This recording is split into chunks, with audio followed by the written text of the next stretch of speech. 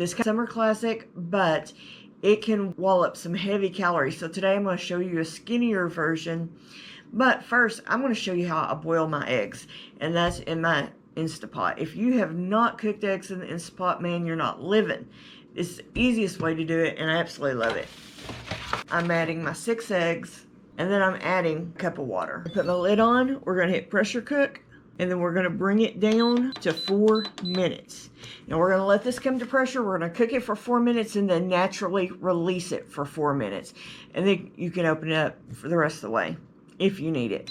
Remember, always turn it away from your face. Pull it out. And we're putting them in ice water. This stops the cooking, but it also just helps them to cool down quick so we can handle them. We're not needing hot eggs for deviled eggs. I'm going to show you how easy these are. Now I leave them in here for just a minute, let them cool down to enough to be able to handle. I crack both ends, and they just slide right off when you pressure cook them. Look at that.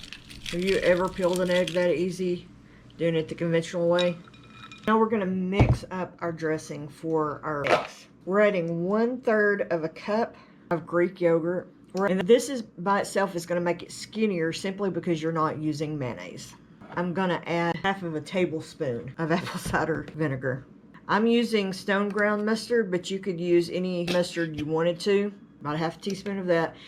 I'm using a pinch of salt.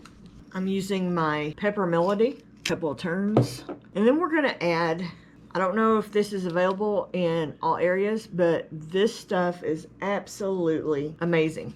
It has a great flavor. I'm only adding probably 1/4 of a tablespoon of that. And then we're going to give this a good mix. I'm going to give it a little taste, see if it needs anything. What you want to do is just cut your egg in half. And you're going to take all your yolks out and put it in your dressing mixture.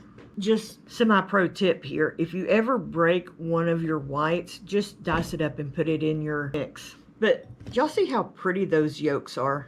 And then I'm just going to mash them up and mix them into our dressing. Again, I'm going to taste it for seasoning.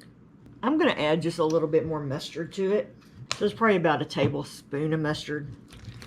Like I said, I'm halving this recipe. I'll put the whole recipe down in the description below. It's really good.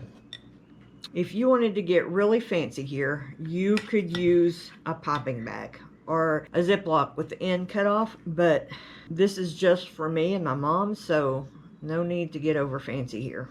Now to finish our eggs off, I am going to top it with a little bit of this everything basil seasoning. You don't need much, just a little bit. I'm going to add just a little bit of dried chives. Now if you had fresh chives, by all means use them. This is just what we had here at the house. My friends, I think it's time that we give one of these a taste. What do y'all think? Sound good? Absolutely spot on. I hope you will give this recipe a try because who doesn't like deviled eggs?